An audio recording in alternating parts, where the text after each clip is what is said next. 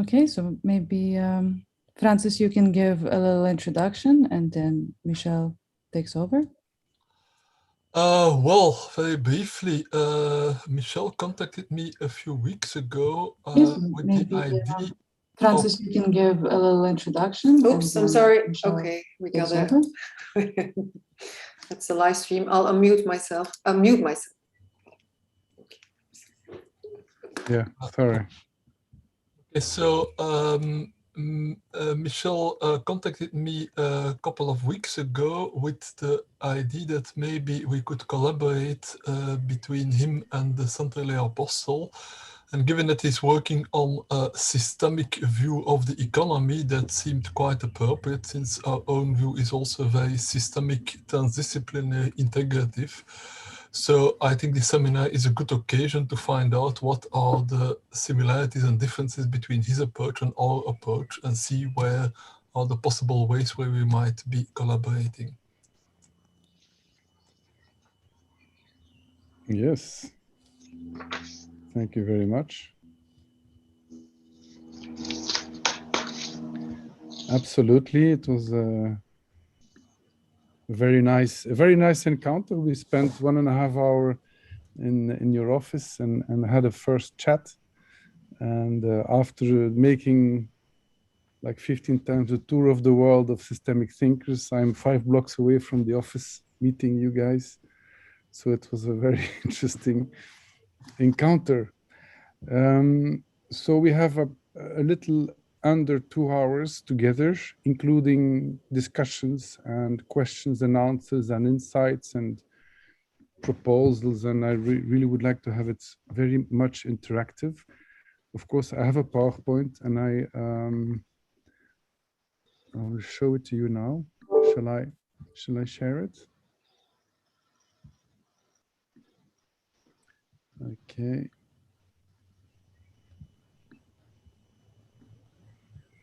Okay, up. But we can stop anytime during the presentation, okay? And I will bring systemics and the complexity from a very, very empiric and practical and field reality. But first, we'll give a very short introduction on what we are here for. Club of Brussels is a new school of economic thinking. We consolidated it in the first semester, and Eric here in the Zoom is part of this club, thinking, you know, on how to get this economy and this society to the next level with a new, more pragmatic, actually, more pragmatic approaches. To present myself very shortly, I'm actually officially an author, an entrepreneur, an investor, as professor for a very small summer university course at Vesalius College, Brussels School of Governance, which is also not 5 blocks, but 7 blocks away from here. Keynote speaker, etc. But I had several lives. I'm a civil engineer, Ghent, a commercial engineer, Leuven, handelsingenieur Leuven. I did 2 years of mergers and acquisitions in the 80s, end of the 80s. I had a renovation company, specialized renovation company for 20 years, and real estate investment as a hobby. And in 2001, my son was born, and it's 20 years ago. And actually, I have this picture on the top right, because 20 years ago, when he was born, I said, okay, what is my son going to ask from me in 20 years, which is today, actually. We just celebrated his 20th birthday. Would he be interested to inherit from a real estate empire? I was well on the way to create a real estate empire. We had already with my ex-wife 25 pieces of real estate without having inherited. We just worked hard in those very interesting years in end of the 90s as real estate investors, as a hobby. And it was going easy. And I said, maybe he would be more interested that I can participate anticipatively in this change in economy. So he and his generation would be able to find their place in society and bring purpose in their lives and really contribute to progress with their specific talents. In my head, it is impossible. At 20 years ago, it was impossible to create an economy, a society where people wouldn't be able, I mean, kids wouldn't be able, and us actually, our generation too, wouldn't be able to bring the best of us to bring progress. So it's human development, it's human empowerment. And he always wanted to be a pilot and a pianist. And now he's giving piano courses. He has 8 clients every week. He gives piano lessons, and now this week he finished his exams to enter the army as a jet pilot. And here on this story, it's the story, Facebook story of the minister of our new minister of defense, because she was today at Beauvechin at the museum, and voila. So he's part of the team working on the museum. So he lives his passion. Just to say, he's living his passion completely, his dream as a kid. And basically what we want to bring, and you will see it all through as a red thread through this whole presentation, it will always boil down at first to regenerate people, reconnect people to the best of their potential. And you will see how it connects to systemic economy, but okay.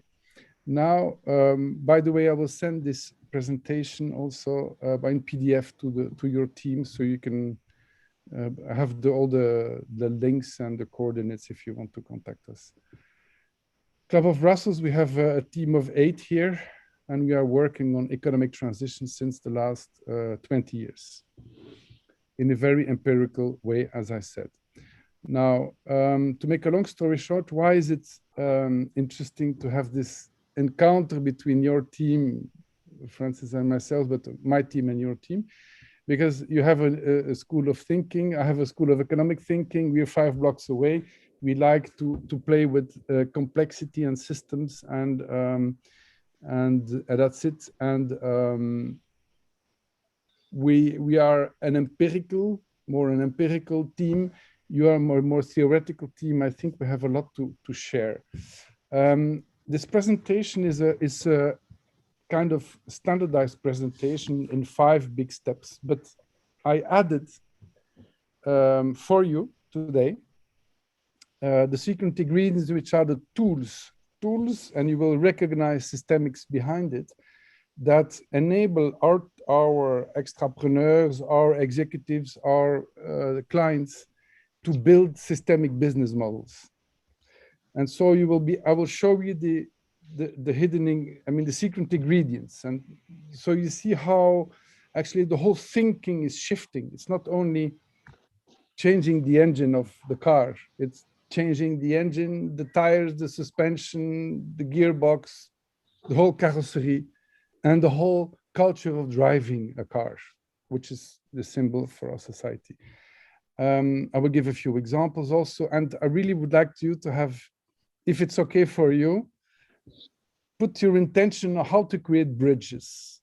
As you know, value is not in the elements of the system, but in the connections between the elements of the system. This is what really we are into. The results of our work is very interesting, because I'm very pragmatic too. I can be very pragmatic. I'm a dreamer and a philosopher, but I'm also very pragmatic. We are outperforming actually all the startup labs. In 6 to 9 weeks, we have a 85% of success rate now of the businesses launched. It's absolutely record holding.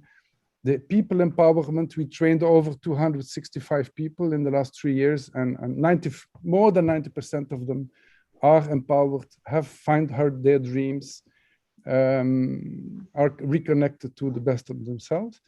We are now started to test the whole theory on territories, cities, territories, create bridges, create systemic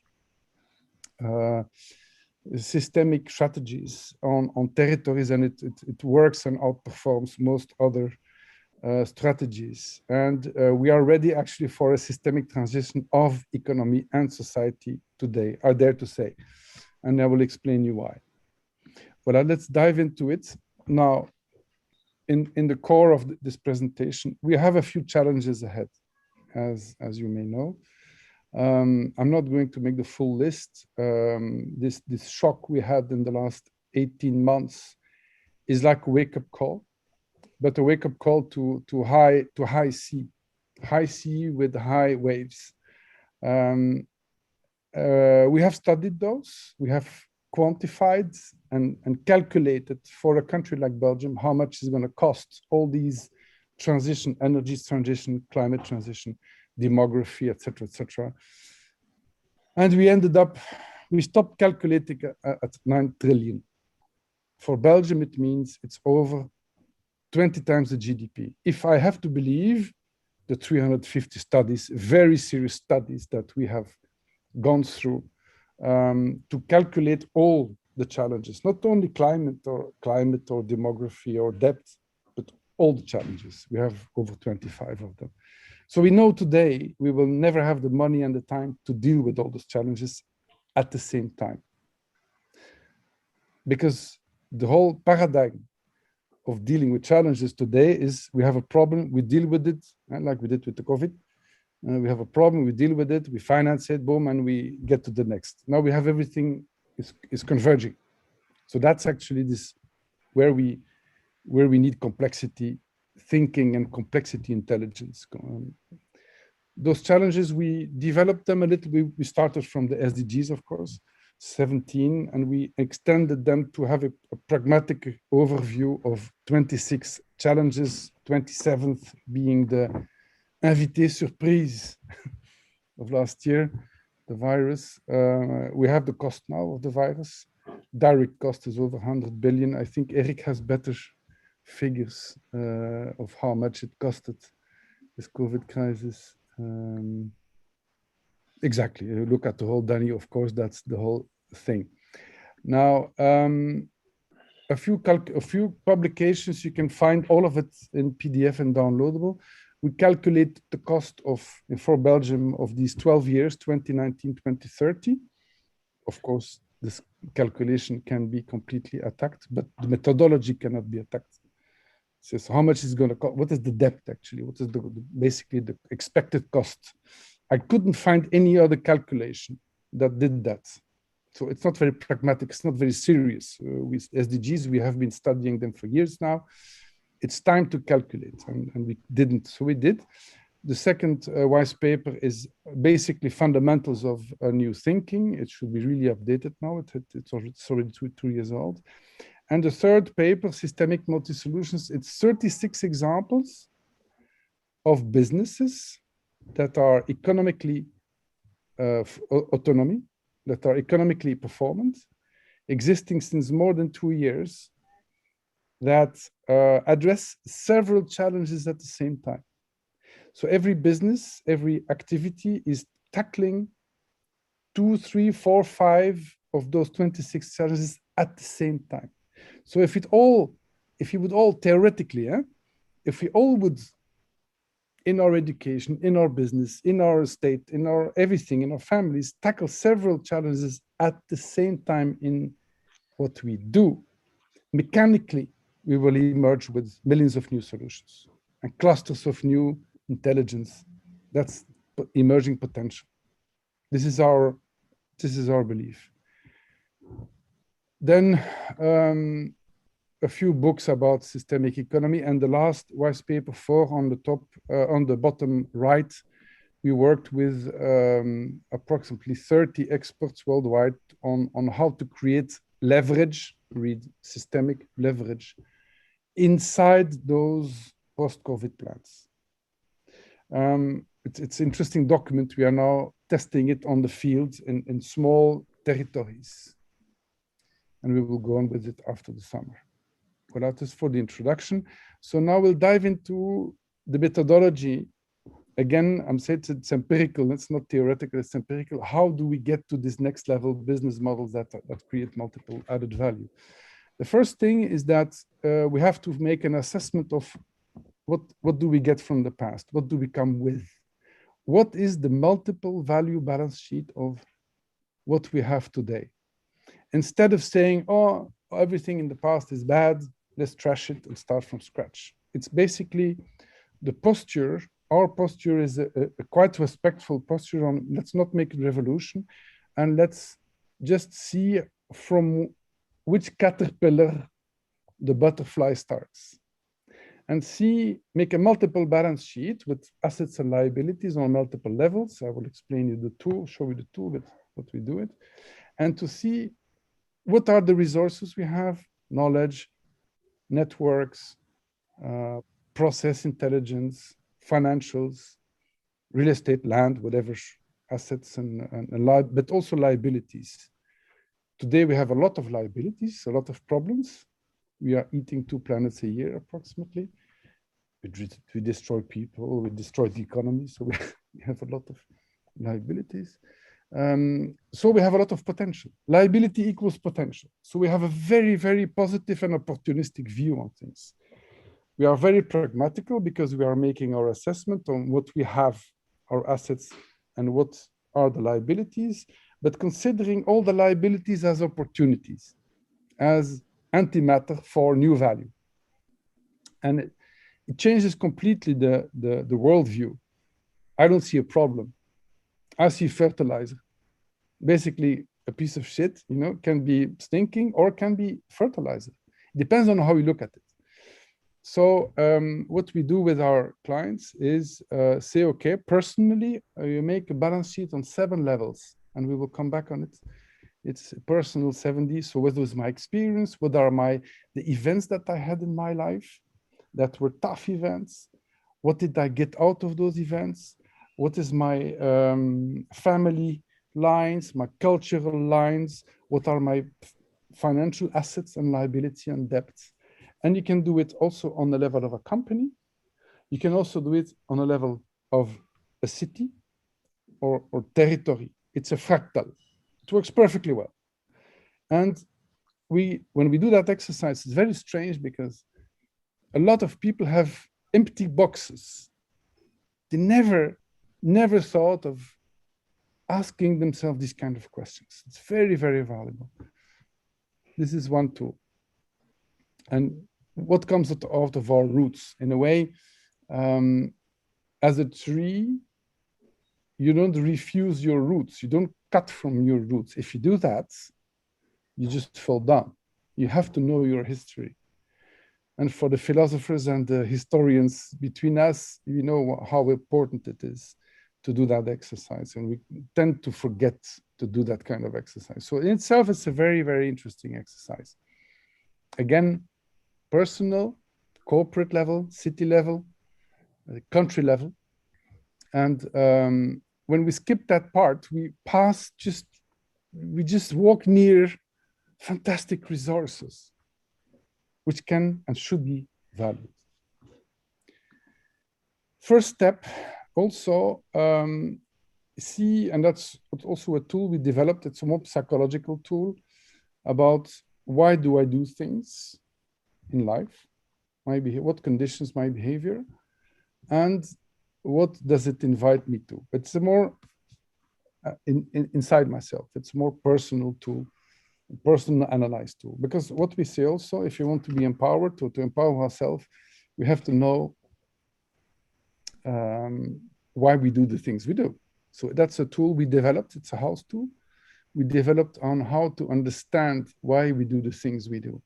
And with this kind of combined exercises, we start already at N+1 level of awareness, of self-awareness, because we will not, of course, you can guess, create a new economy with people that are not aware of themselves, their own value, and why they do the things they do.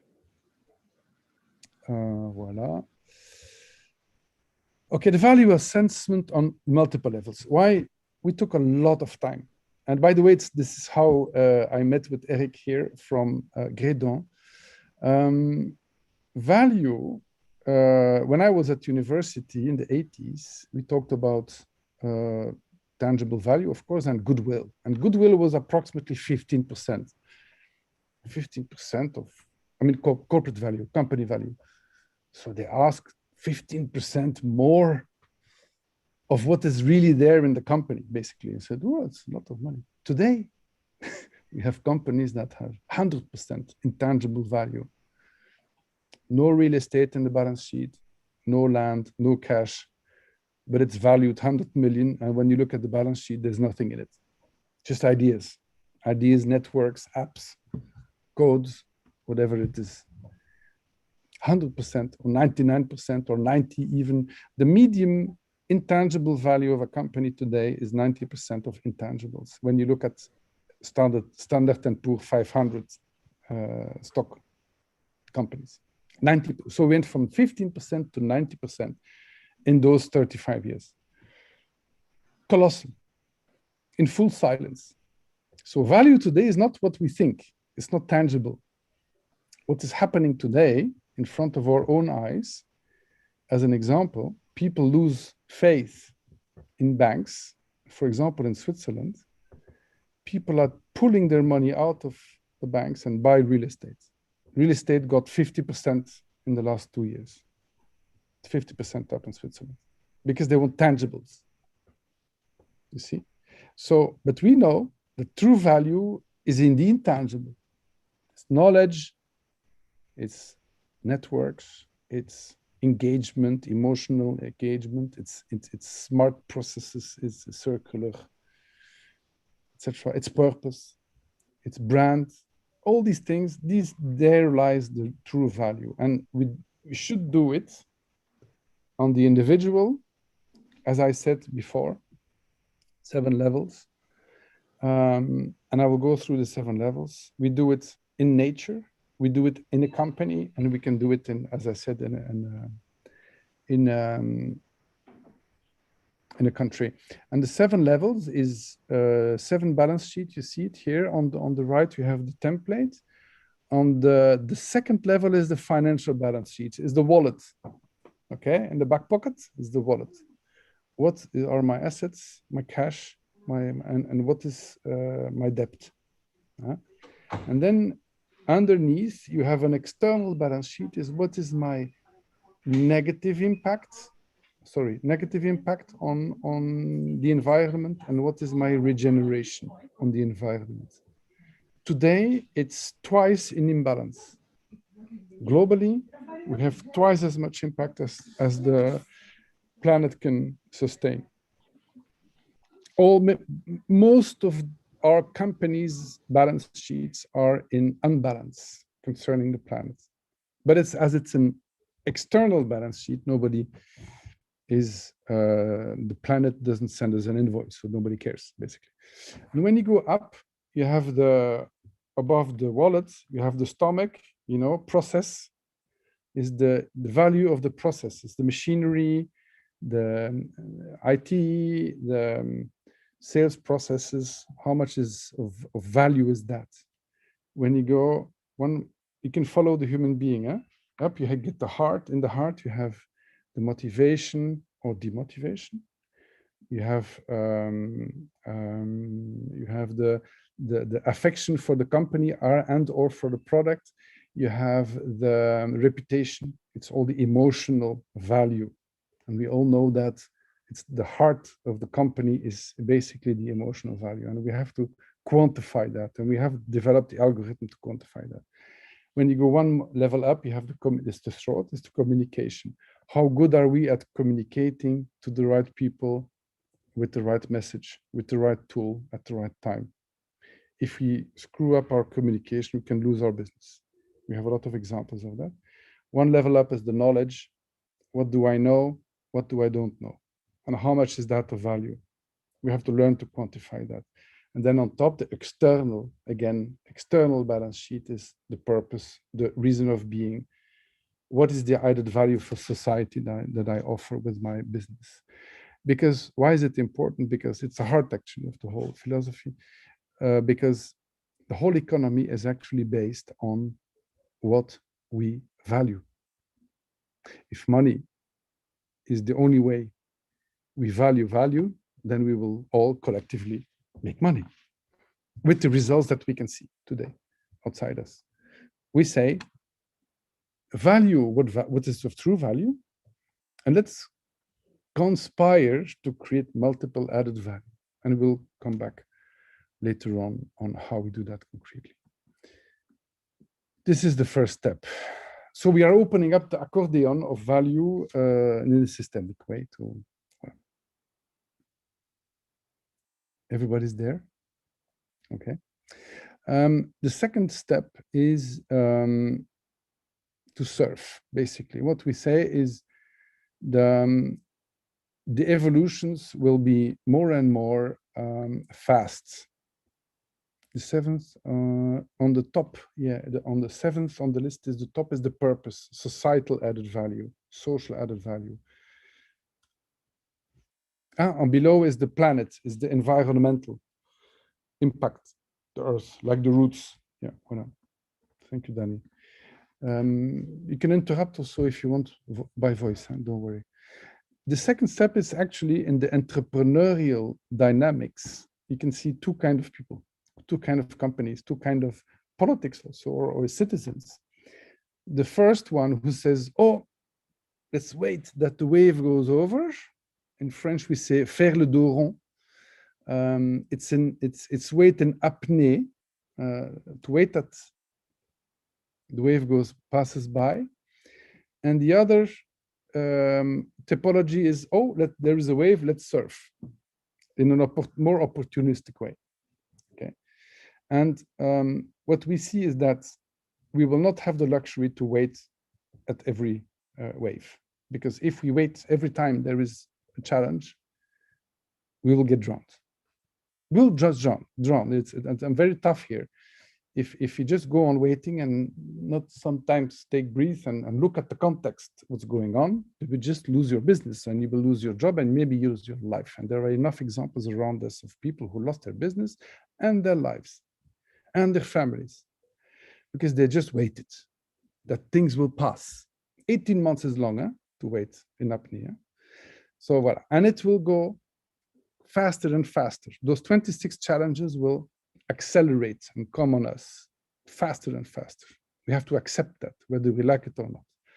So we have to learn to surf and capitalize on the resources we have, tangible and intangible, to be able, together with the co-surfers, which is fun, basically, in an opportunistic way, adapt our way to respond, to answer those challenges, but with the specific excellences we have and with the specific products and services we can develop inside our companies and our ecosystems to answer those challenges. So like that, we can surf on, okay?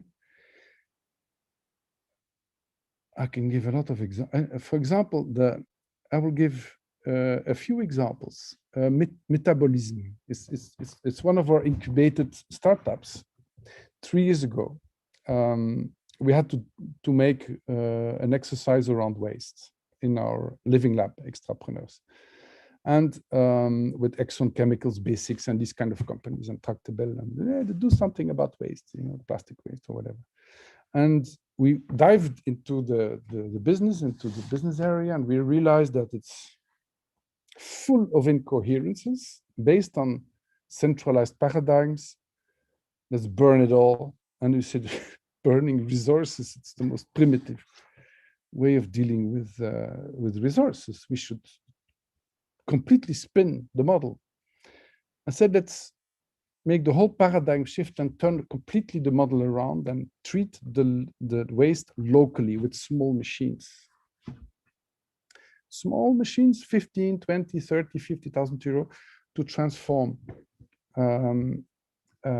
organic waste into compost, glass into sand, plastic into diesel. So the technology exists for that. I mean, today, at the time, it was not so common. Everybody laughed with us.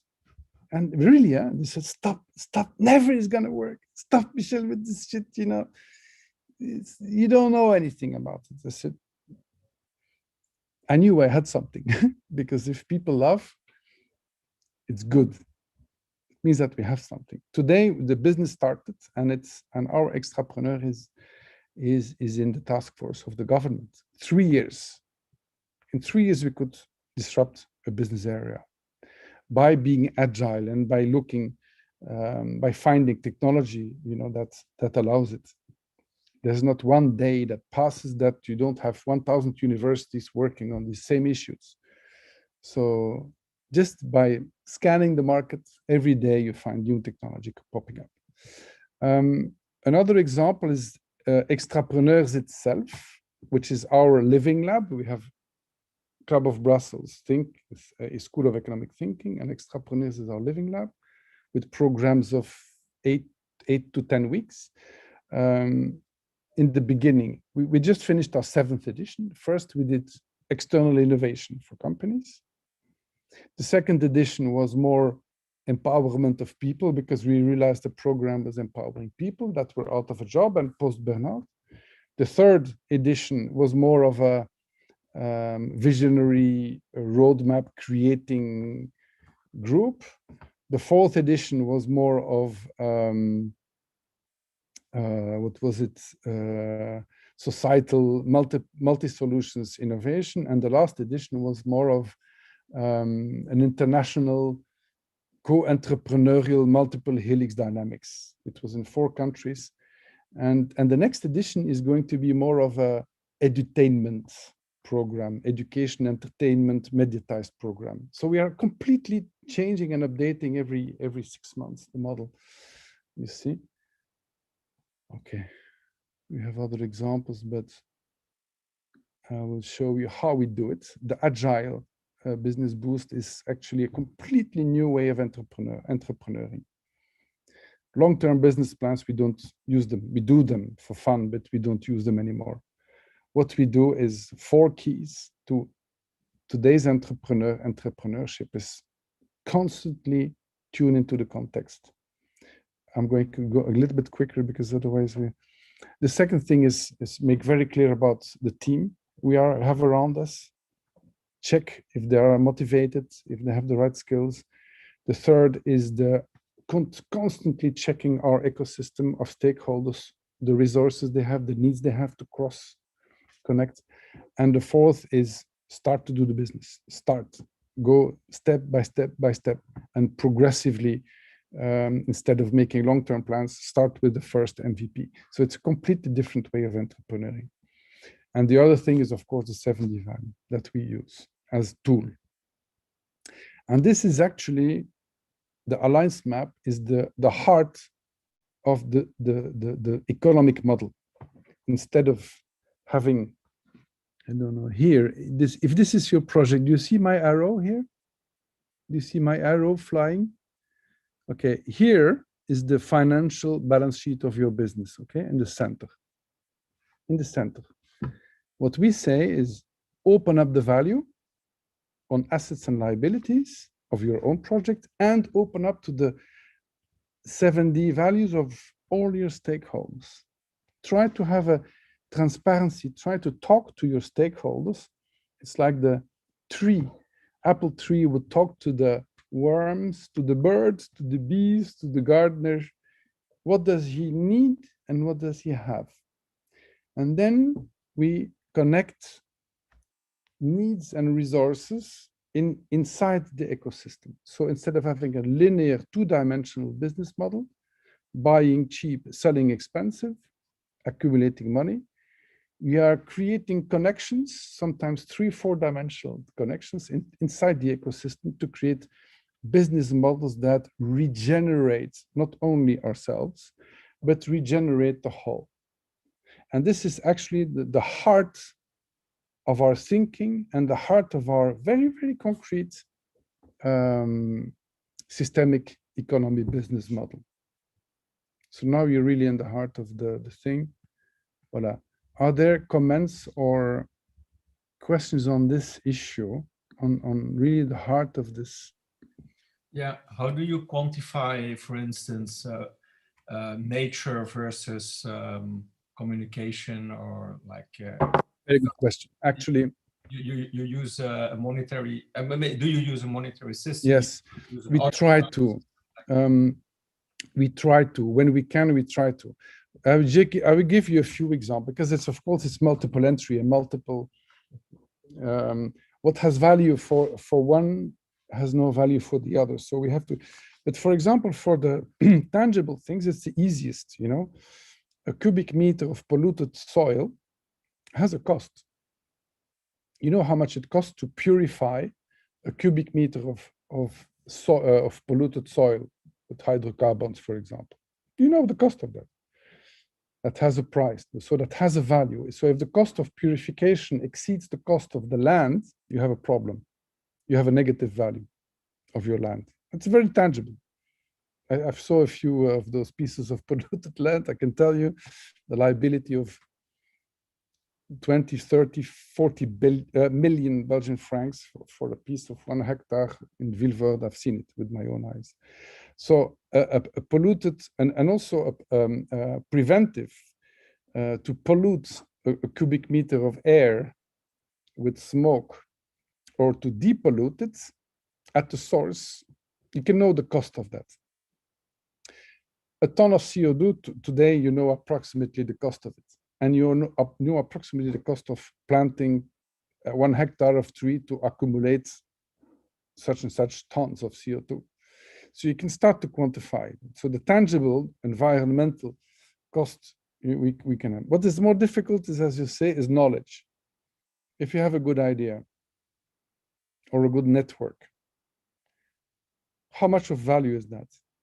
It has only value, and that's where the systemics come into the game. It has only value if you're able to turn around that idea into a business. Sell the idea, or how much did it cost to create that idea? You can have 3, 4, 5 different ways to calculate that. But you can also look at it in a different way. If you have 2 companies and one company has the vision for tomorrow with the good ideas, the good knowledge, and the other one does not have, the competitors, what is the difference of value between both companies? What you see, if you scratch deep enough, you can see that intangible liability can cost your company. That means if you, as a company, and for example, if I take Graydon as an example, they have a few competitors. Of course, they are not as good as Graydon, but let's say. But when you look at the 2, 3 competitors of Graydon, if those are not able to envision, to create a future value for their clients, they could lose their business overnight sometimes. So it can be a liability of 100% of the value of the company, you see, and it depends how you look at it. And this is where actually systemic intelligence in leadership is so important today. To give you an example, the VW scandal, the diesel scandal, costed grosso modo 70 billion euros, 35 billion in value loss, and in the beginning, and 35 billion euros, it's big money, yeah? In sales loss over the years, 70 billion. It was just a mistake in communication. It was not a technical problem. All the car makers did the same. It fell on them. And they communicate badly on it. That communication liability nearly costed, okay, there are strong brands, so they rebounded. So this is where actually, as a leader, you need to understand the vertical systemics of value. My purpose, multiple added value, my knowledge, what do I know, what I don't know, what should I know to be able to fulfill that purpose, vertical connection. How do I communicate that? To whom? Who are my stakeholders? You don't know. And we are not good at it. Even I'm not good at it. I didn't know you guys for the last 20 years. I mean, you're next door. Bad communication. That's it. And how does it motivate people? Motivate employees, motivate clients, motivate stakeholders, emotion. And the processes, you see? And how does it all connect vertically? That's vertical systemics, value systemics. So to use the mirror idea to answer your question, I want to put euros on it because they don't understand nothing else than euros, boards. So there, you don't know that, but this is 50 billion or 50 million euro. That much. My first client, we measured the 70, and the demotivation of his payroll was a negative value of 15 million euros. I said, oh, is it that much? Negative 15? How do you come up with that figure? I said, how much is your payroll? It's that much. What is the difference between your payroll being motivated and your payroll being demotivated, your people? 20% difference, 30% difference, and you make an actualization calculation. Boom, boom, boom. Ah, yeah, shit, that's a lot of money. Come on, man. Don't play with value. Don't play with your people. You see? And like that, but it's selling the false for the truth. You understand what I mean? Je vends le faux pour le vrai. Ik verkoop het valse voor het echte. I'm showing them value in euros to make them aware on how smart they can manage. How smarter they can manage and create value. Okay? Shall we proceed? Can I maybe give an example? Sure. Yeah. First of all, the theory, every tangible and intangible goal can be expressed in cost and gain. That is what Michel said. It's not only a mental exercise. I am convinced that many goals, tangible or intangible, really have a cost towards a company. For instance, nowadays with the SDGs, I'm quite convinced that the public, and certainly the European public, will take more and more into account those SDGs to evaluate a company as such. Well, just last week, since I'm mostly concentrated on data and possibilities with data to measure intangibles, I started a project where I was looking in particular, or where I am looking in particular to SDG 5, meaning the gender equality. First of all, there are very concrete data who make this measurable in companies. We can assemble this data, we can put algorithms on it, and we can measure quite exactly what the gender equality in each company is. Well, first of all, this gender equality, existence or non-existence of gender equality in a company will be, I'm quite convinced of that, more and more one of those intangible becoming tangibles, from which public will have an idea, even if it's in PR value, it is a value.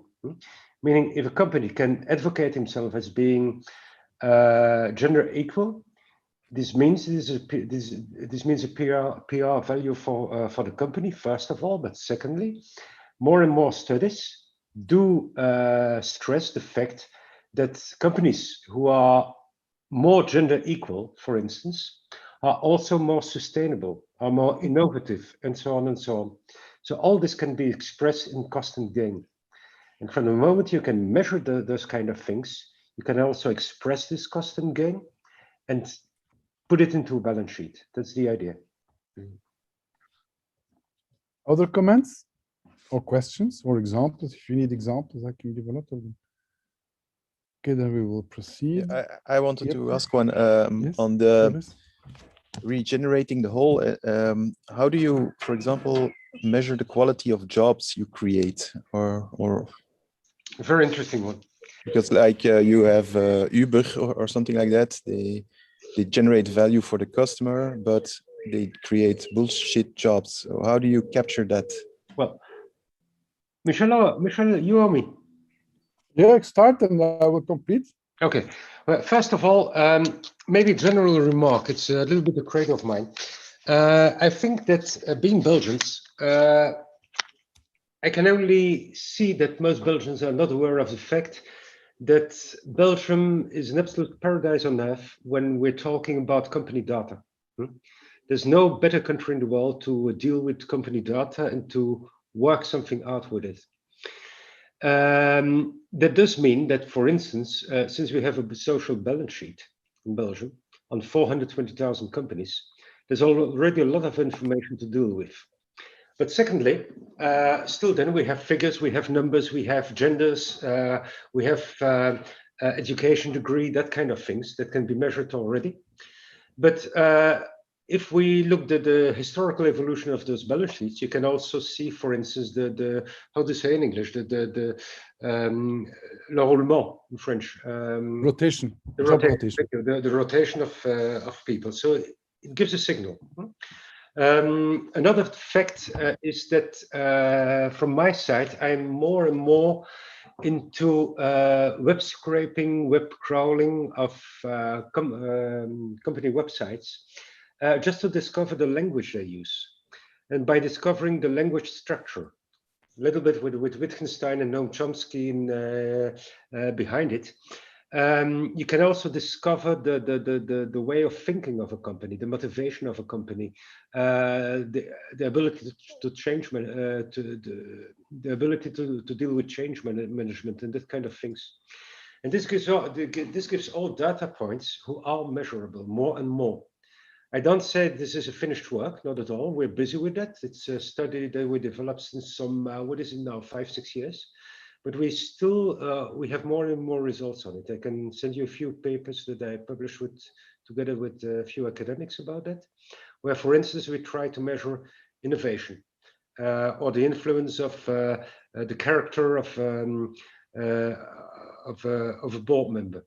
Is he introvert? Is he extrovert? Is he man or woman or whatever? And we try to understand what the influence is of that kind of typology towards the growth of a company, the ability to change a company, the ability to make innovation in the company, and so on. Does that answer your question?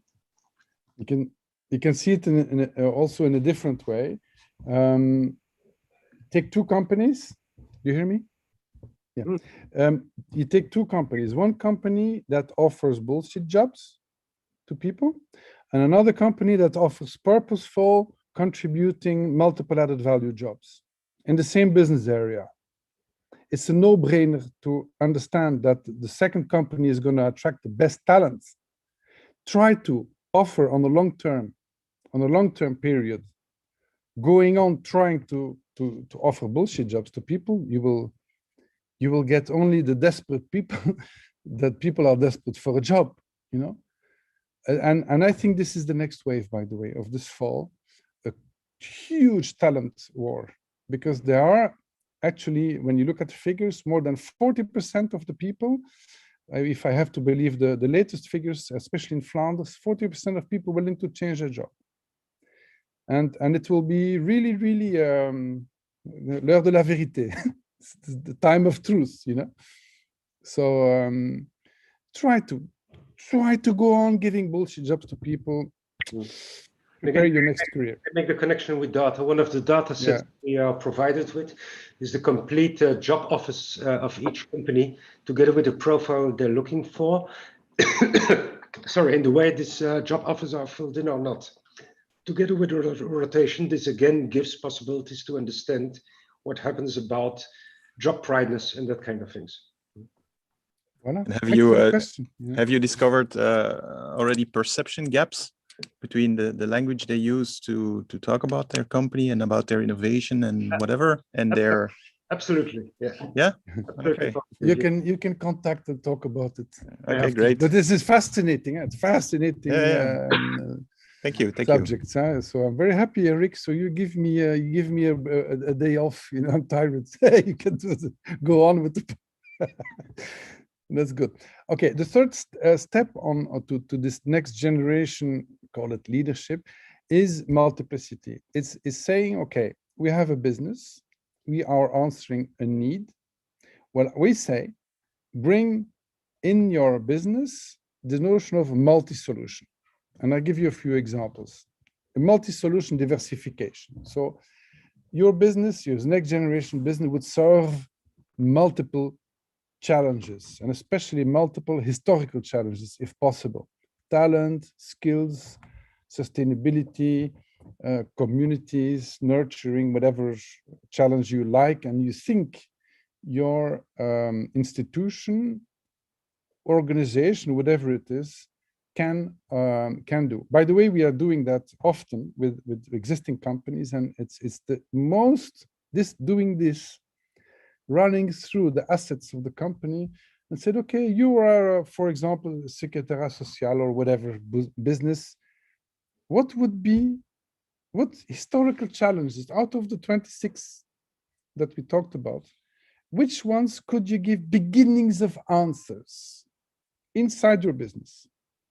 Skills? Yes, we could. Peer-to-peer training, inter-company training, we could actually train people. You do? No, we don't. Why? Because, etc., etc. It's like ticking boxes. And then after, the next step will be, okay, how do we mutate the organization so we're able to do that? It's the highest leverage work we ever did. We all never do. So if basically it's mechanics, and this is again diving into theory, and that would be actually a beautiful exercise, Francis, to do together or with your team, is to say, okay, if we have 100 companies, an ecosystem of 100 companies, from those 100 companies, we have 90 companies that are part of the problem with the negative externalities, and 10 companies that have a positive externality. So half. So we have 5 solutions because they give only half solutions. So we have 5 solutions and 95 problems, mathematical. No? If those 100 companies go through that exercise and say, okay, we give 3, even half solutions, we get 150 solutions. So we are 30 times better.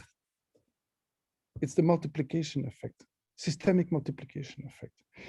What would happen, and we see it happen already when we start to work now in territories, very interesting. We see the most interesting key of systemics, it's emerging potential. We see it with the blind eye. Yeah? You see things happen. It's magical. You know, and all of a sudden you have these emerging new solutions popping up because we create all those links, you see, mechanically. And I will come after later on in the presentation how mechanically I believe we can change the world. So how do we do that? We have very simple tools. We call it vital functions, the functionalities of society. And we say, okay, you're, for example, here, and basically we worked with it, we created that tool over 10 years ago when we realized that society was in coma, you know, in collective coma, and today even more. How do you treat a coma patient? You know how you treat a coma patient? You take care about the vital functions of the patient. Blood pressure, food, in the ins and the outs, the heartbeat. And this is what we have to do now with our society. Which are the actually vital functions of society? And then you put all the industries in them and you see what happens. I give you one example. Investing, communication, health. We had a health issue. The COVID-19 is a health issue.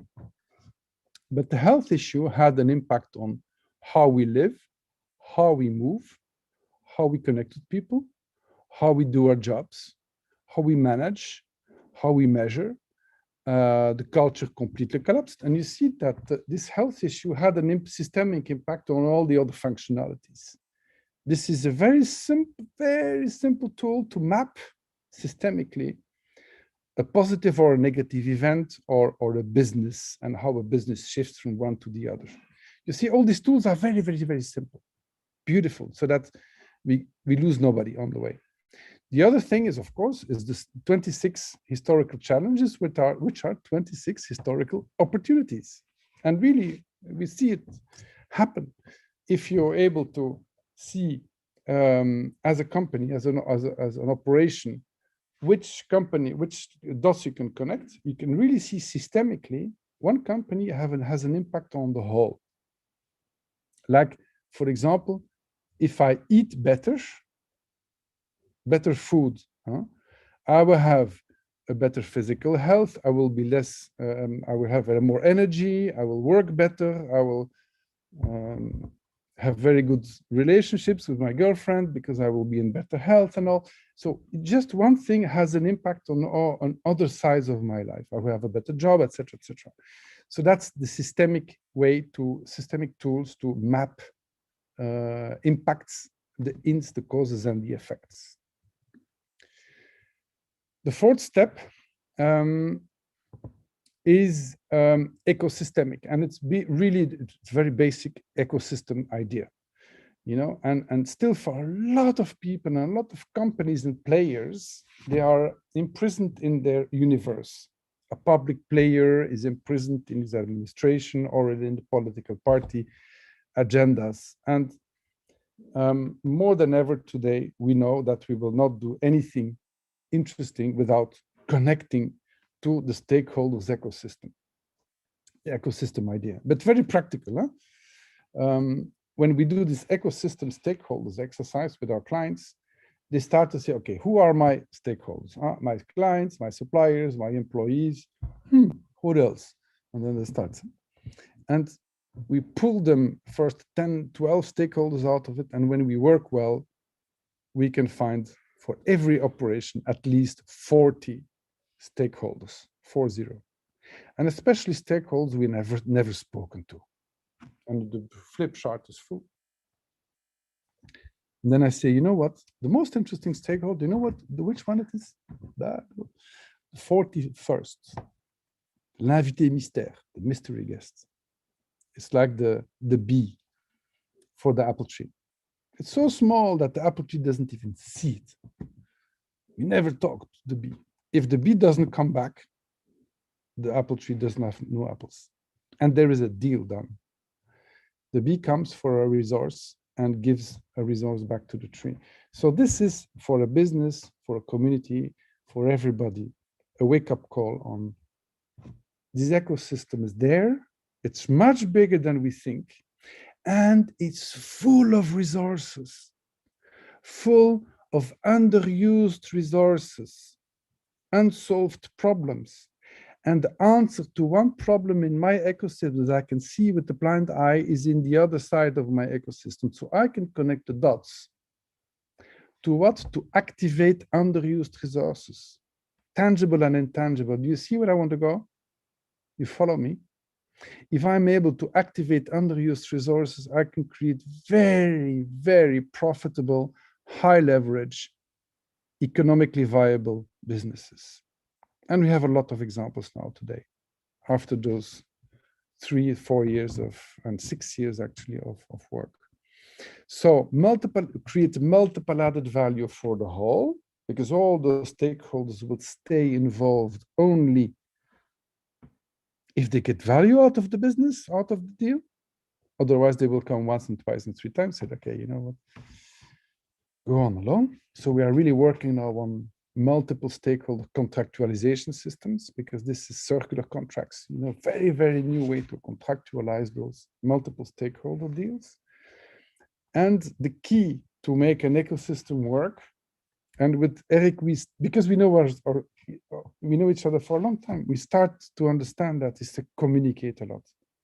The key is communicate, communicate, communicate. And the more we communicate, it takes a lot of time, much more time than we would want to. But the more we communicate, the more strong the alliance becomes, and we will make things that nobody else will be able to do, because we're able to communicate. One of the examples is one of our very first clients, Ibrahim Vadatia in Durban in South Africa. We trained his whole family company in 2014. And he went out of the company, and because he was fed up with the women's, you know, it's the Indian diaspora in Durban, so all the companies, family companies. So he went out at 65 and said, I'm going to use this systemic principles on the city development, and created, you can go and see it, it's uipco.org. I will put it in the conversation. If I can, how does it work? uipco.org. Yeah, whatever. He created this association that connects the dots in the city. And he said he has 50 WhatsApp groups connecting everything with everything, you know, public authorities, security, local markets, local entrepreneurs, training centers, etc., etc. And they outperform all the public services. And you can go and see on our YouTube channel, there is an interview. He created like a parallel government in collaboration with the government, and he outperforms all of them in friendship. So it's really an achievement. Communicate all the time. Voila. One of the tools to this ecosystemic idea is a completely new way to look at risk, because if companies don't understand, or territorial response don't understand, you just use the risk idea. Oh, it's risky. Yeah? If you don't, bon. So if you go on giving bullshit jobs to your people, you will lose them. You will not attract the best one. It's risk management. So this is very new. We presented this in the risk management associations, and they were jaw-dropped. They have never seen this. You have 10 pockets of systemic risks, of risks actually, but it's presented in a systemic way. On the right, you have the external risk, and on the left, you have the internal company risk or organizational risk. And they are ranked in the less impact to the most impact. The less impact is the geographical risk. A tsunami or a hurricane, you cannot control that. And the easiest to impact is the operational. Your operations inside your company, you have the most impact. Technology risk, human risk, strategical risk, ethical risk, and all those risks have a financial impact sooner or later. And you see there are two pockets in every risk: the risk, negative, and the opportunity. Every risk has the same energy as the opportunity behind it. So if you are good enough to give, you would have guessed it, a systemic solution to cover the risk, you're the champion. You can valorize that. You can make colossal leverage on it.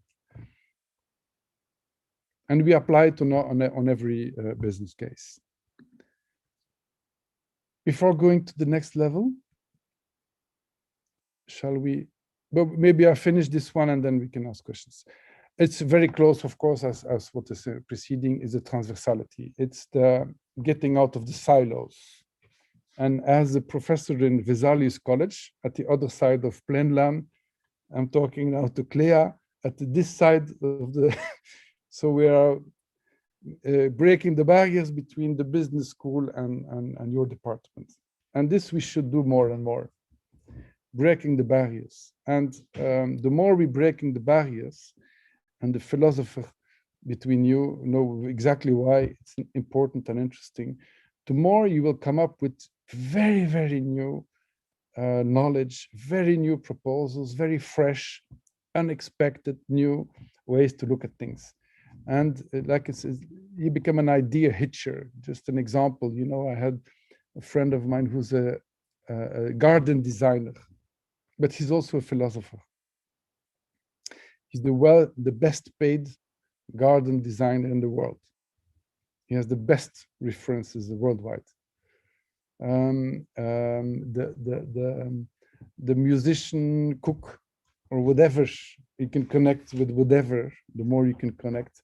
My son is a pianist, and he said, you know, my brain, when I play piano, is stimulated in approximately the same zones when I'm making the simulator, when I'm flying. You see? Connecting music with flying. Oh, so what? So you see, you can very quickly become opinion leaders as a pianist or as a pilot, you see, in both. You raise out of the gray mass of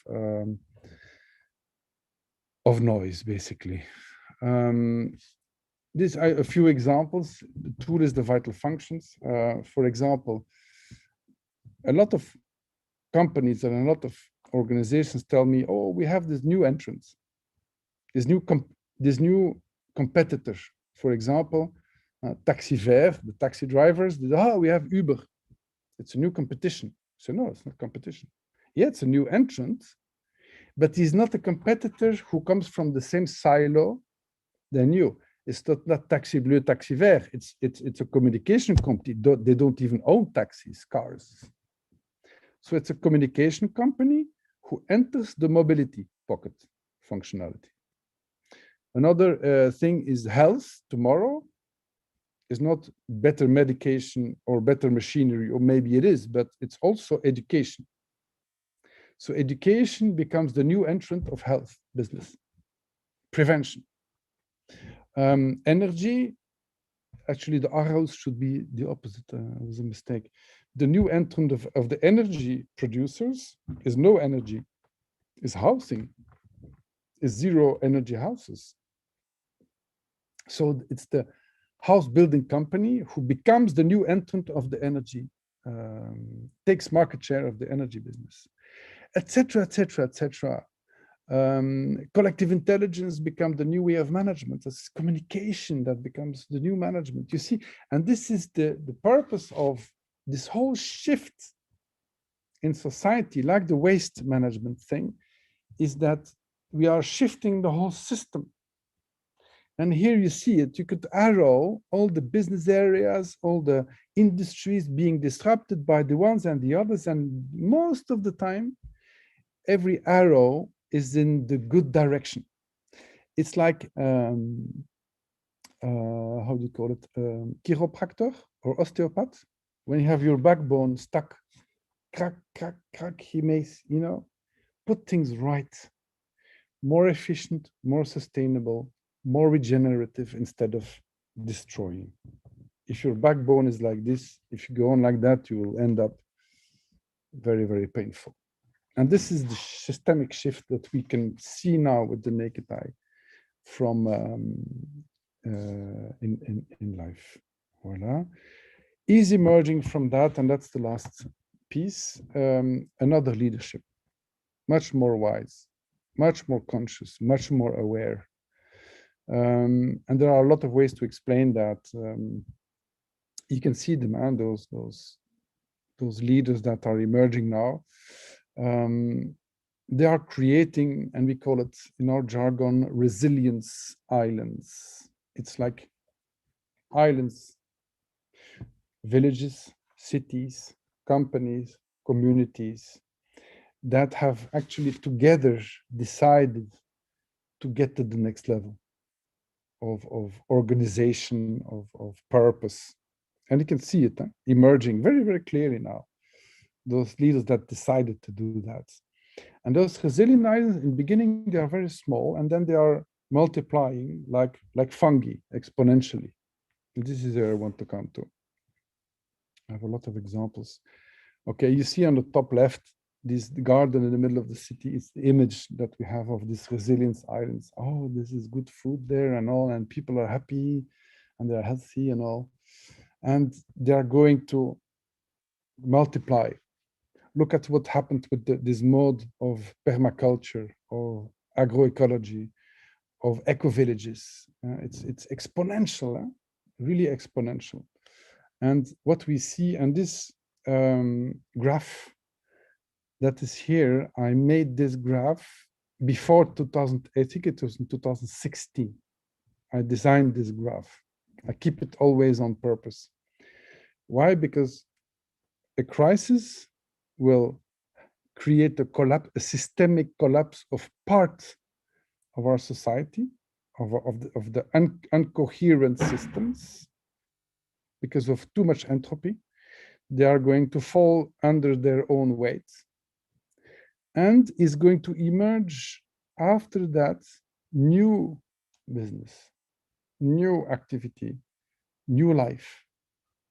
And this is, but it's always going to happen step by step. And we see it happen here. You can also take the wave idea. But if you look at the GDP, GDP little by little is going to be replaced by the unsustainable is going to be replaced by the sustainable. On the other hand, on the top right, and this is where I want to close this talk, and this is the beauty of systemics and of logarithmic impact. Like in nature, like fungi or like whatever living being that is evolving in economy, it's the same. If you want to control, like we controlled forestry or agriculture, we're not going to get anywhere. But if we let those resilience islands emerge and see how and study them and multiply them, if we multiply by 3 every 6 months, this is our plan. Extrapreneurs, our living lab, we want to multiply by 3 every 6 months. And by 3 is okay, but do it that for 5 years. You can see how many projects we can have live. In 5 years, we can change the world. That's where I want to close, and that's the beauty of systemics. And this is why I believe the systemics should be actually compulsory and leadership development to understand.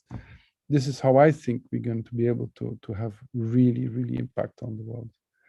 You can also get the how do you say Ken Wilber, Ali, how do you call it? This consciousness evolution. Ali, help me. What's the name of this teaching? Spiral dynamics, consciousness. You can see the consciousness levels actually now in society. You have very archaic, very survival people in very survivor, and at the same time you see people that are already thinking globally, and you see them simultaneously, and you can see the global shift going from one to, you can see people shifting from level 1 to level 4 or level 5, boom, in 1 year. So that's very interesting to observe. Voila. So that's it. So now I'm open to questions. I can go back to any slide or just cut the slides.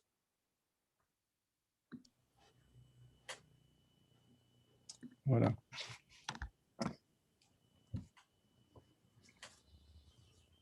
Open to questions. To be very concrete, we have 2 programs: the Extrapreneurs program, the Living Lab program, twice a year, which is going to be October, November, intercity.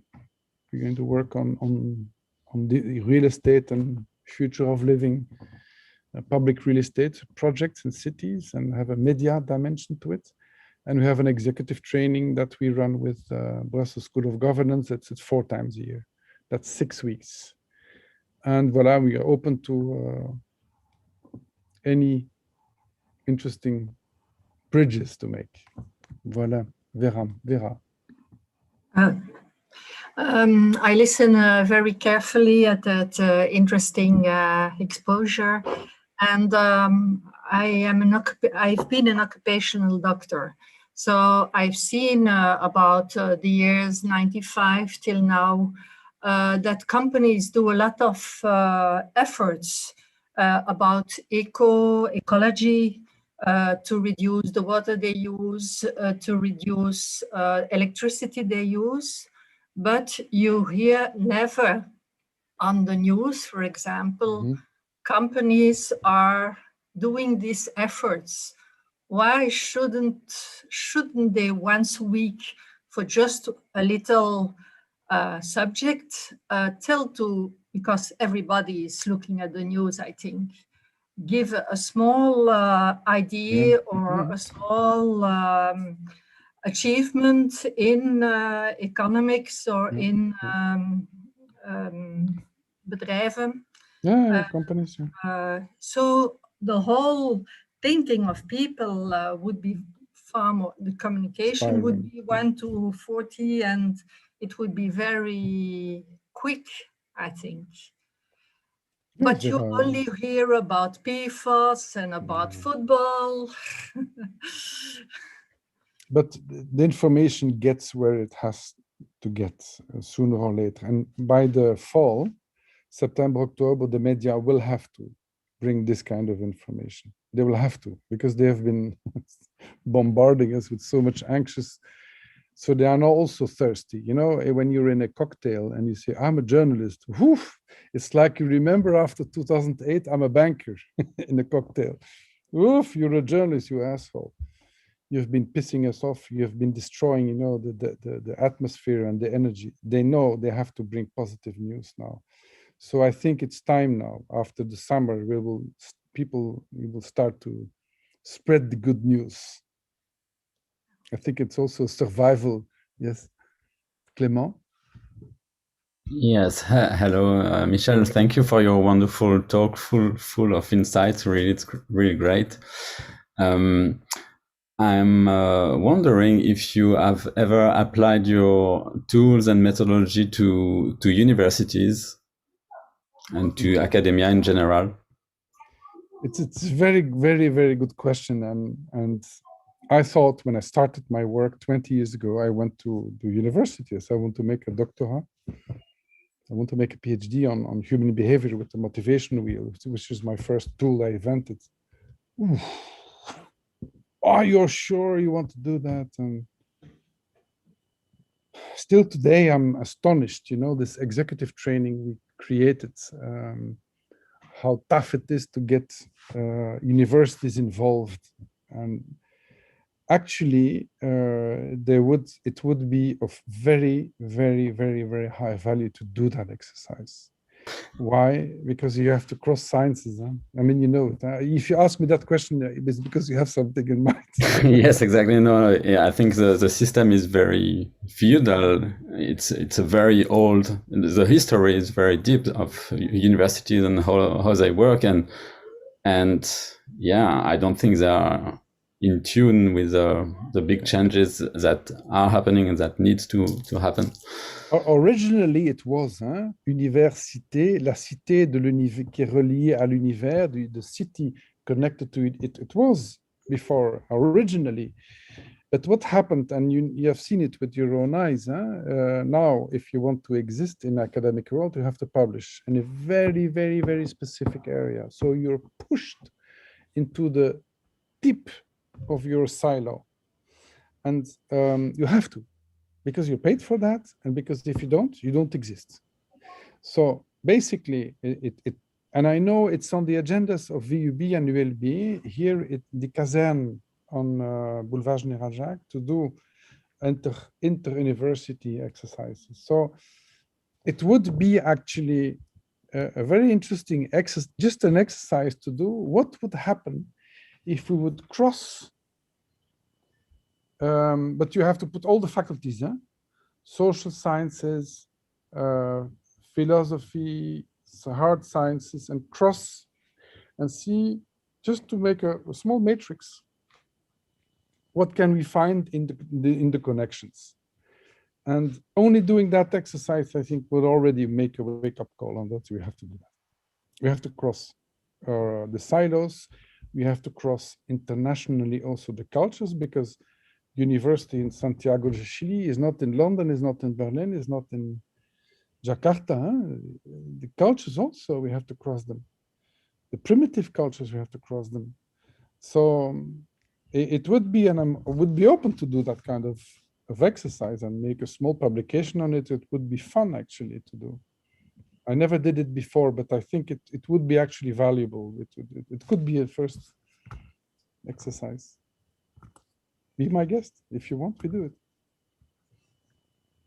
Yes, well, I think it's a huge undertaking, but yes. It depends on where you put the intention. If the intention is just to tickle people on what would be possible, it's not years of work. Mm-hmm. It's a few months of working on a document together and to see what can pop up from such a matrix when you cross all the faculties. And take 8 or 10 interesting examples, it would be enough.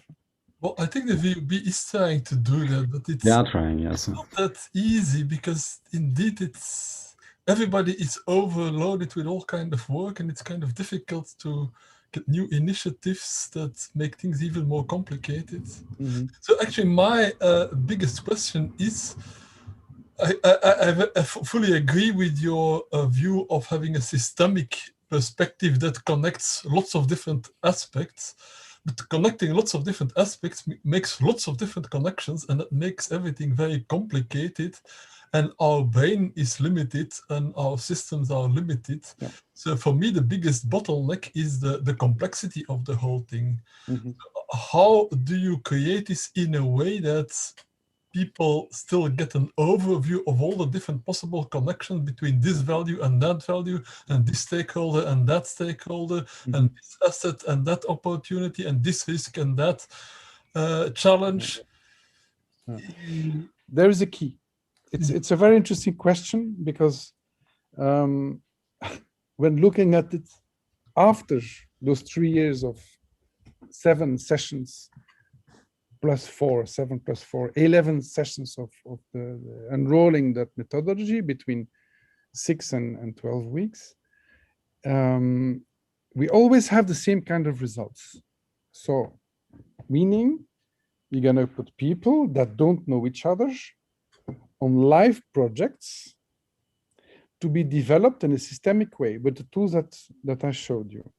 And we have 6 weeks or 12 weeks, okay? So, and they have to do the exercise. So it's crazy, because you have people that are non-university people, you have retired people, you have mixed. It's just crazy. What we observe is the key, I think, whilst I'm speaking here, I think it's the power of intention. Said, okay, guys, we have 10 weeks, and in 10 weeks, we want to solve that problem. Okay, and then from there, we start to diverge, to explore existing solutions, existing ecosystem, who has what, and then we enter complexity. And every time, mathematical, at 2/3 of the program, the shit hits the fan and they go crazy, because they are in this, how do you say it? Vertigo. It's a kind of vertigo of complexity. And then what I do is I focus them. I say, what's the intention here? So we have another 3 weeks to go. And in 3 weeks, we have a big show and we have to come up with something. For that project, you miss that. From that project, you have to go and look that. And then they zoom in, and this collective intelligence is activated to find the missing resources they need. And they go for it and they find them, and they end up, most of the time, as I said, over 80% performance, they end up with something. So it's a combination of pure complexity management and intention that goes through it. Because if you go into complexity, it never ends. Huh? You go on and on and on. Oh my God, and this and that, and this other continent, and oh my God, and you never finish. But I cross through that like a spider web. If I, with my finger, I would go through the spider web, and all of a sudden you see this convergence and you get somewhere.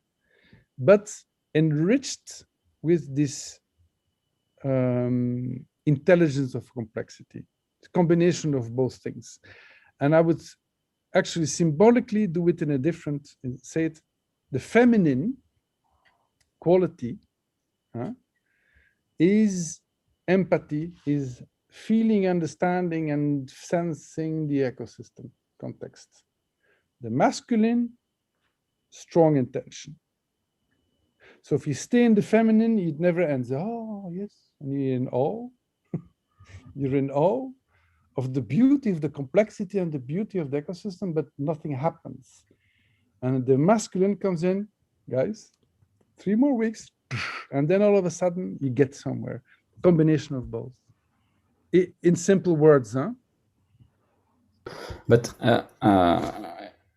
the solution you gave actually is basically you, because you say I refocus the group, so you have the intuition, you have you give them an insight on where they should go. So I don't think this answers the question Francis was asking, which would be, how do you get this insight of? Yes, but I have apostles now. I have apostles. I have a team now, and when I'm not alone, thanks God now. I have a lot of alumni, and they start to understand that. And basically, business is asking for it. Said, oh wait, I'm paying here. I want to get results, and they are helping us also to refocus. So it's a combination of really sensing, feeling, checking, exploring, and a combination of, okay, let's refocus and let's refocus. And if you do it in a balanced way, it asks, by the way, and I can hear you think, it asks a lot of personal anchoring, because it's managing complexity, managing sensing, exploring, and rigor. It's a rigorous exercise to go to explore the ecosystem and focus. So it really asks a regular balance between the both. And those who are popping out of the program, and we always have between approximately 20% of the people that pop out during the program. It's people that are too much hairy-fairy or the most pragmatic people, we don't lose them. But the most hairy-fairy, they pop out because they don't stand the pressure of the results. So it asks really a personal work, personal leadership, absolutely. Yeah, in a way, what you said is a need to combine the feminine and masculine insights. Yeah.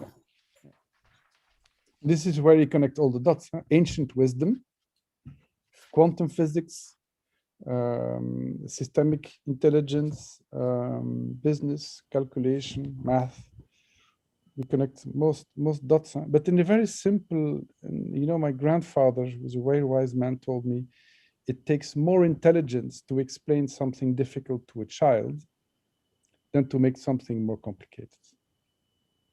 And if I'm not able to explain to my children who I do it for, what I'm doing, then I'm losing my time. So that's why all the tools are simple to fill in. You can even gamify the whole thing, and it's fun. The atmosphere, the emotional central value is exciting. It's fun. We excite them a lot, because it's international, it's intergenerational, it's interfunctional, and we cross everything with everything, and it's very exciting. This joy is also helping us a lot. And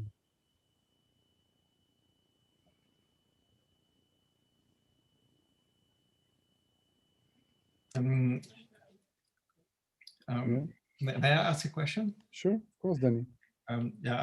Thank you for the presentation. I mean, that also counts for me. I was wondering, because you mentioned the alliance map, and an alliance map is, of course, very interesting if you talk about alliances. So I was wondering, are you aware of initiatives, programs, activities, or something on a structural basis, continuously going on, where alliances are created and made across industries and between different companies, organizations, etc., etc. Because on the one hand, there's the theory and the insight and all this, and on the other hand, there's the practice and the action. So I was wondering, are you aware of initiatives in that sense? It's very rare. I mean, you're talking about structural, huh? Yeah, yes. We would expect that from the VBO, which is the Federation of the Industries. It's a federation of federations.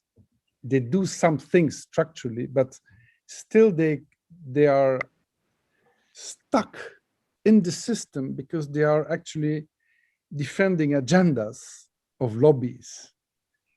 They are not there for the same intention. The intention. That's why I'm talking about intention. The intention of the federation of the companies, employers, or whatever. I don't know which country you're from. Belgium. VBO, Verbond voor VBO, FEB. The intention is to defend lobbies, is defending existing rent seekers. You know, these industries have rents every year because they have positioned themselves. They are not there to reinvent their businesses. Quoi? Well, I just want to intervene. Yeah, please. I think that sometimes the road towards alliances must be shown. And again, I'm looking at it from my perspective, meaning looking from data. I have to now, I haven't presented myself, I won't do it now, but do you hear something? Yeah. I have been involved in the National Crisis Task Force for the pandemic. And one of the questions we had is it possible to have a clear view on the logistic and the value chains of between different companies? Well, as a matter of fact, and to be honest, we don't have it at the moment, but we are building it. What does mean that we will have very soon the possibility to have a complete overview of the existence of logistic chains between companies, the value chains between companies, and there is where it becomes interesting. Just a very simple example. Imagine that we discover that a certain company in I don't know, a certain industry ground, company X, has 100 different cars, company cars, crisscrossing the country, delivering a certain product, pharmacy, for instance, but always half filled. And we discovered that 2-3 kilometers from there's another company who's doing exactly the same. And by the way, for none of both, transport is the main business. It's just, well, an element of what they do. Imagine that you discover that kind of problem in the logistic chain, and you succeed to ally those two companies into working together in their transportation of products. Well, you do a lot of things. You create an alliance. You create more benefits for the company, and that's what they're interested in. And you also create a more circular and more green economy, by the way. But sometimes you have to show the way to alliances. That's what I mean. And data, again, from my point of view, can be a mighty instrument to show that way. Another part of answer to you, Danny, is what we see happen is clusters. But most of the time, it's very interesting because I studied in detail the metamorphosis, principles, caterpillar, chrysalid, butterfly, the metamorphosis. Why? Because it's, for me, I can see two transformation principles in nature, because nature is one of my inspirators, is burned land. Burned land is the phoenix, you know, everybody thinks burns and after 2 years it grows again. That's fine. But the beauty is the caterpillar metamorphosis to butterfly. And what happens inside the chrysalid is clusters are created. Clusters of, we call it imaginal cells. And these clusters go through the whole system. Invariably, whether the cell originally of the caterpillar was a brain cell or a gut cell or whatever cell. So you can have clusters, completely transversal cells. And I see it happen with my naked eye. For example, around, let's take something very à la mode, which is agroecology, permaculture. I see, maybe you know him, the ex-CEO of Euronext, Olivier Lefebvre, one of our shareholders. He became a farmer. He was in the brain of the system, and all of a sudden he becomes in the legs of the butterfly. And you have those clusters completely heterogeneous of the before life, but transversal clusters. And they are all connected through purpose. And this desire to serve and to bring this higher value, intention again, intentional clusters. you can see again emerge groups around tiny houses, eco villages, blah, blah. You have tons of them now since a few years. You have new ones that go coaching. Everybody becomes coach, you know, whatever, you know, you were whether you were a farmer or a CEO, you become coach. You have a mixed, you know, transversal clusters. And this is the way actually our society is mutating as we speak. We can provoke that. This is what we are provoking here in Brussels. It is also what you are provoking with the School of Thought. It's the same. You create the clusters of think-alikes, and in this think-alike, you get organized and get people excited around this purpose. And all of a sudden you get organized and you see transversal things happen worldwide now. In our mastermind of our School of Economic Thinking, we have 50 people from, I don't know, maybe 20 countries. And they're all fascinated about complexity thinking, systemic change, blah, blah. And they're from all companies, from universities, and fascinating. Good. Clément, maybe, yes? Yes, I had a general question about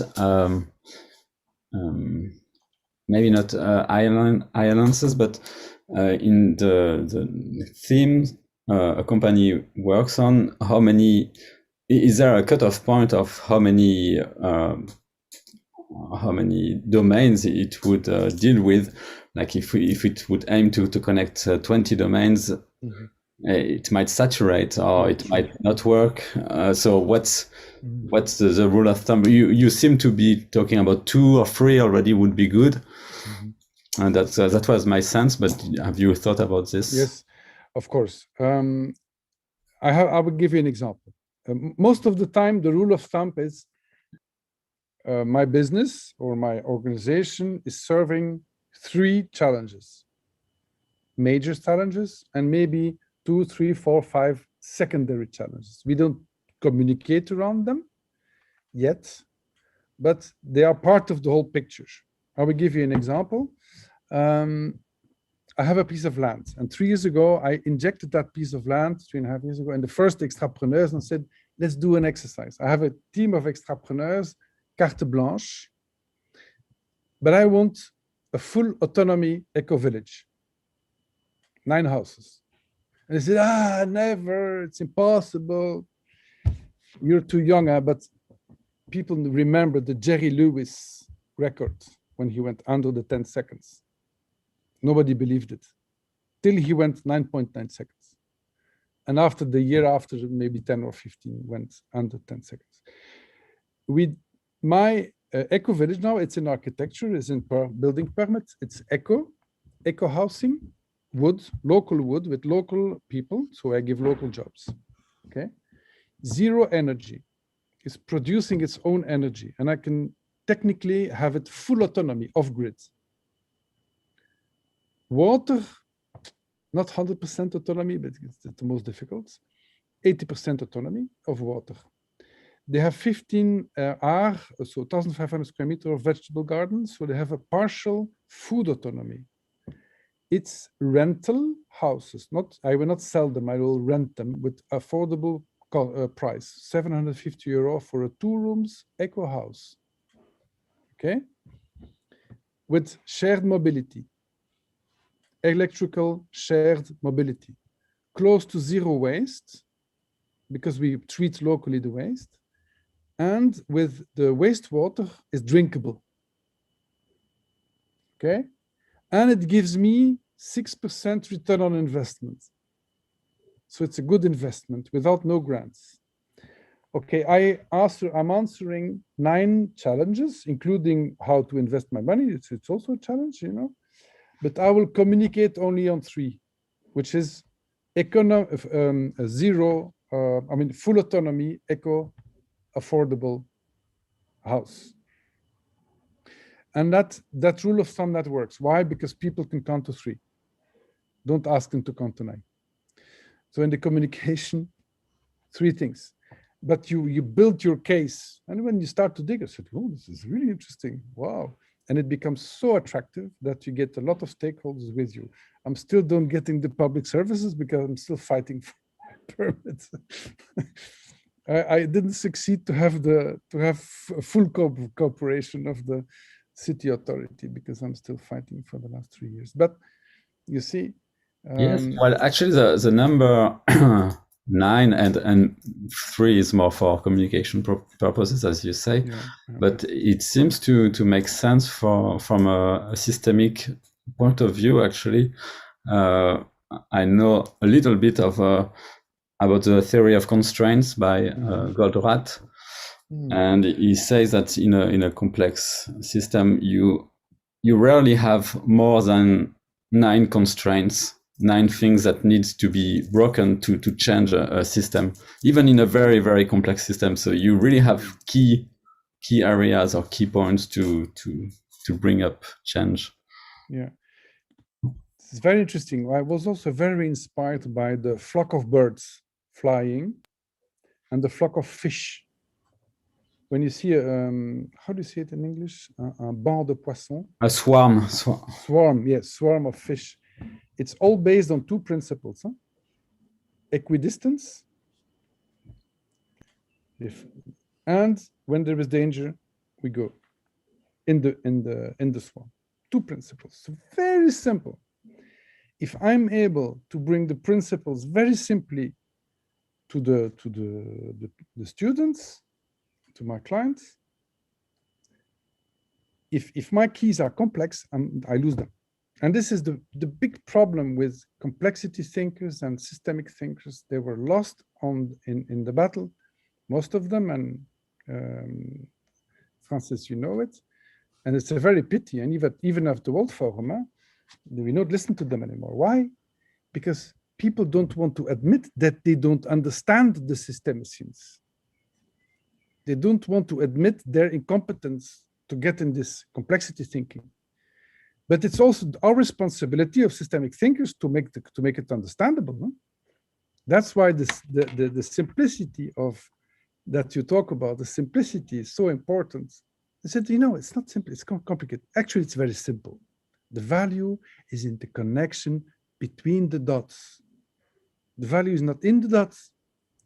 If you're alone and your girlfriend is alone somewhere else, it doesn't make any sense. It's when you get late, then that's interesting.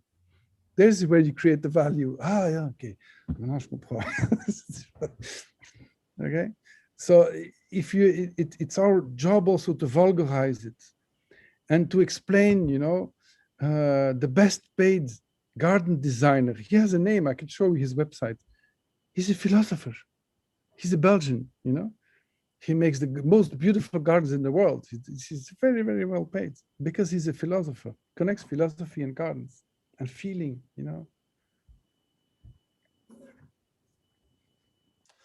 I was wondering, maybe this is a very weird question now, because we talk a lot about economics. Now, recently had the opportunity to speak with some larger banks, like really big ones. And they were kind of concerned about what should they become when there's no money anymore. When there's no money anymore? Yeah. Are they out of money? Are they full of money?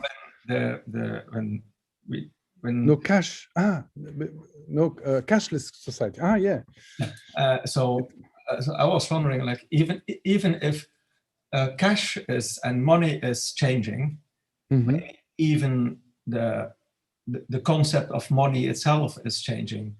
And that brings me to the point of your interconnections of the seven values. Like, so even if the concept of value is changing, so which brings me also to the point of the eternal growth of so what to grow anyway. Like if value in itself is changing and money in itself is changing, so what is then, will the nature of business also change then? What a business is pursuing? Like in the past, it would be like growing in terms of economic terms. But if you can't grow in economic terms anymore, is this an aspect that you see becomes more and more relevant when talking about building resilient systems, more healthy systems, more healthy communities, more healthy places, more healthy whatever that we call living system. It's your question has different layers, okay? But the layer which is, I think, core is unlimited growth possible? It's the growth model. I say something very simple. A forest, when you look at a forest, it grows, and all of a sudden it stops growing. It's 35 meters or whatever, 40 meters maybe, stops growing. It's not because it stops growing that it's dead. There's a lot of life that's created inside the forest. Perfectly fine. Balance, equilibrium. And like Francis could say, it's the balance of the ecosystem. Balance can be found. What I say something else because it's just psychological, you know. When you say to somebody, oh, you will stop growing, oh, what the fuck, you know, stop progressing. No. You can grow infinitely. Yes, I say, yes, you can grow infinitely in intelligence, in relations, in positive emotions, and there is room for improvement. Oh, yes, but there is a lot of room for improvement in progress, in common progress. And you know, guess what? There are studies made on happiness, very, very serious studies done on what makes people happy. And all the ingredients of true happiness, you know, that we ask to people when they are dying, you know, what made you happy, are all intangible.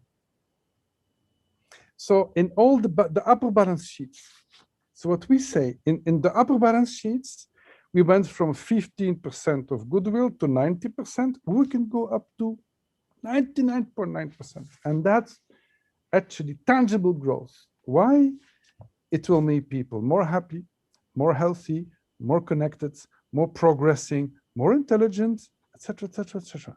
So there is multiple room for, and you know what?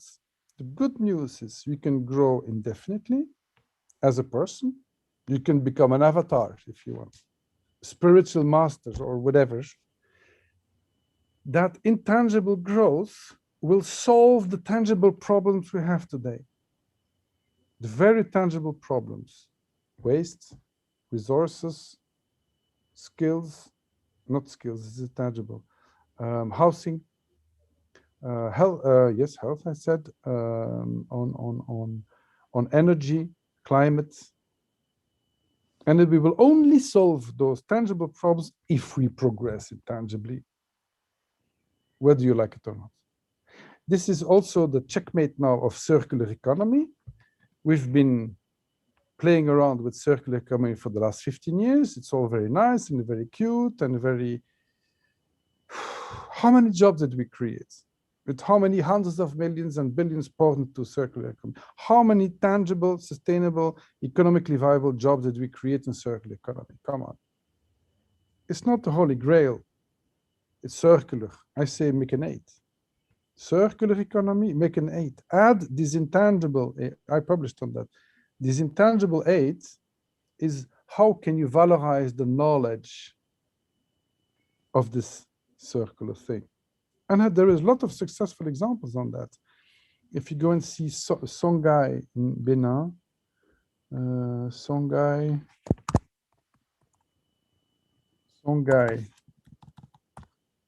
in Benin, it's a circular economy aqua farm, and they are making much more money with education than with the farm itself. But they give jobs to hundreds of people already locally. Ferme du Bec Loin.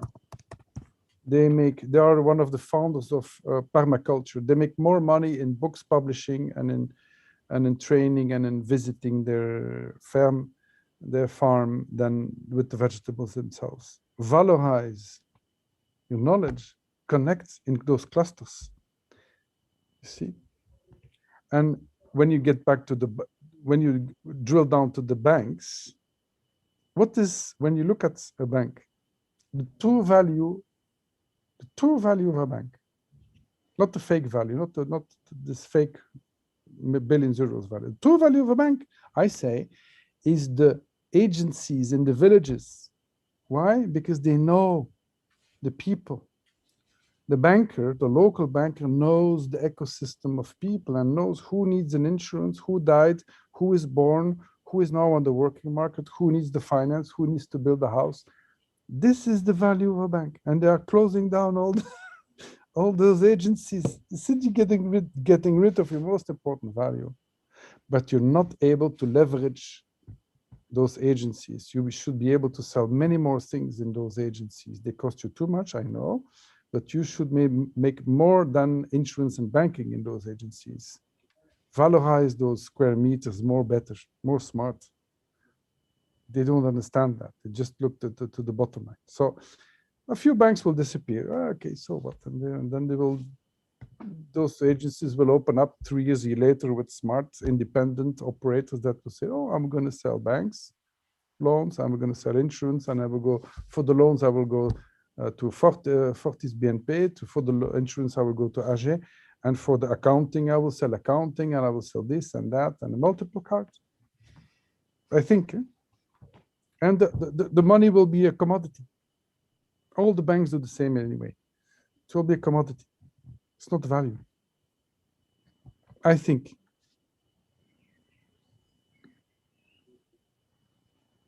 But for the time being, they're still in a collective history and still think they're the king of the roads. Let them go on and we'll see what happens. But they are thinking, you know, they are waking up, and there are a lot of young talents entering the banks and starting to push. There are wonderful people in there, you know. Hello, the bankers, they are there, they're watching us. We love you.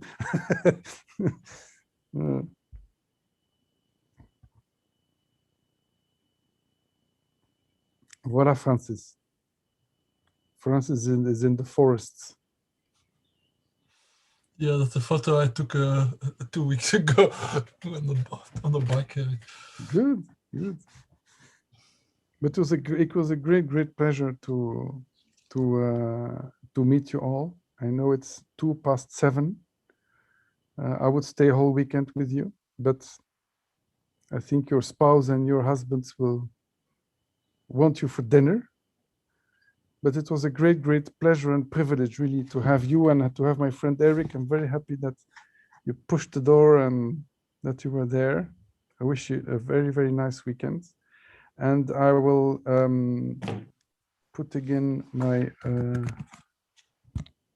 email here. And if you have ideas or proposals or just intuitions, please, let's have a lunch together and see what we can connect the dots. And Danny, I will call you, of course, when I'm driving out of the office. And Francis, let's see each other or all of you anytime. Yeah, at the moment it has been hectic here in CLEA, so I haven't been able to think much about it, but the papers I sent you about the offer network model, I think may be very nicely complementary to provide in the end. Yeah. I went through it. I did go through it. Very valuable, as to say. Thank you very much. Very interesting work. I'm picking up pieces of it, and I really think it's absolutely true.